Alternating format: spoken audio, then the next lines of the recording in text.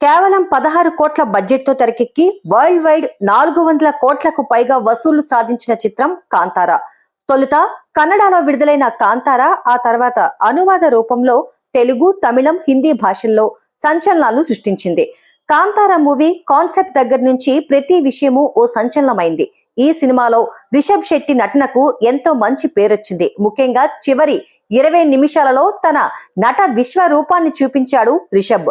అయితే ఆడియన్స్ ఇప్పటికే చూసింది కాంతారా 2 మాత్రమే. ఇప్పుడు కాంతారాకి ప్రీక్వెల్ ని తెరకెక్కిస్తున్నాడు రిషబ్ శెట్టి. కాంతారా లెజెండ్ చాప్టర్ 1 పేరుతో ఈ చిత్రం రూపొందుతోంది. హోంబలే ఫిలిమ్స్ భారీ బడ్జెట్ తో రూపొందిస్తున్న ఈ మూవీకి ఈసారి పాన్ ఇండియా టచ్ ఇస్తున్నాడు రిషబ్ శెట్టి. అందులో భాగంగానే ఈ ప్రాజెక్ట్ లో మలయాళీ సూపర్ స్టార్ మోహన్ లాల్ ని భాగస్వామ్యం చేస్తున్నాడట. లేటెస్ట్ గా రిషబ్ శెట్టి మోహన్ లాల్ ని కలిసిన పిక్స్ సోషల్ మీడియాలో ట్రెండ్ అవుతున్నాయి. అలాగే తెలుగు, తమిళం భాషల నుంచి కూడా ఈ మూవీలోకి కొంతమంది అగ్ర తారలను తీసుకొచ్చే ఆలోచనలో ఉన్నాడట.